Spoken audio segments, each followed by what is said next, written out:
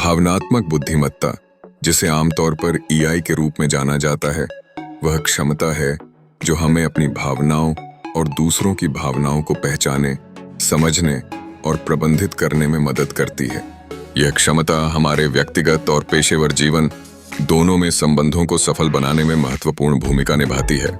मनुष्य सामाजिक प्राणी हैं और हम अपने आसपास के लोगों के साथ संवाद और संबंध बनाने के लिए लगातार प्रयासरत रहते हैं।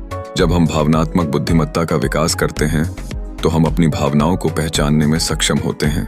उदाहरण के लिए, जब हम निराश होते हैं तो हम इस भावनात्मक स्थिति को समझकर सही तरीके से प्रतिक्रिया दे सकते हैं। इससे दूसरों के प्रति हमारी प्रतिक्रियाएं भी सबसे बेहतर होती हैं। इसके अलावा, जब हम दूसरों की भावनाओं को समझते हैं तो हम उनके साथ बेहतर संबंध स्थापित कर सकते हैं। सफल रिश्तों के लिए संचार अत्यंत महत्वपूर्ण होता है।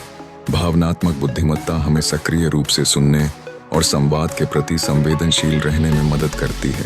जब हम बातचीत करते हैं तो हमें न केवल संज्ञानात्मक स्तर पर विचारों का आदान प्रदान करना होता है, बल्कि हमारे चेहरे के भाव, शरीर की भाषा और स्वर की नब्ज भी महत्वपूर्ण होती है।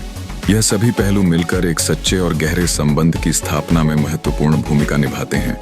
भावनात्मक बुद्धिमत्ता से हमें अपने तनाव और विवादों को प्रभावी ढंग से प्रबंधित करने की भी क्षमता मिलती है। रिश्तों में कभी कभी मतभेद और समस्याएं आ सकती हैं। ईआई का ज्ञान हमें इन कठिन परिस्थितियों में सही तरीके से सोचने और निर्णय लेने में मदद करता है। इससे हम संवाद की गुणवत्ता में सुधार कर सकते हैं और रिश्तों में विवादों का समाधान कर सकते हैं। अंत में, भावनात्मक बुद्धिमत्ता हमें अपनी पहचान और दर्शाने की क्षमता में भी सहायता करती है।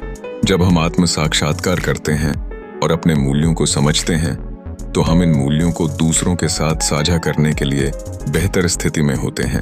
यह न केवल हमें समझने में मदद करता है, बल्कि हमें ऐसे लोगों के साथ जुड़ने की अनुमति भी देता है जो हमारे सिद्धांतों और विचारों के प्रति सहानुभूति रखते हैं। इस प्रकार, भावनात्मक बुद्धिमत्ता केवल एक कौशल नहीं है, बल्कि यह हमारे व्यक्तिगत और सामाजिक जीवन में प्रभावी संबंधों की मजबूत नींव है।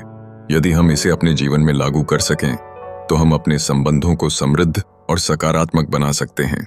फेसबुक में देखा है तो फॉलो कीजिए और यूट्यूब पर देखा है तो सब्सक्राइब कीजिए।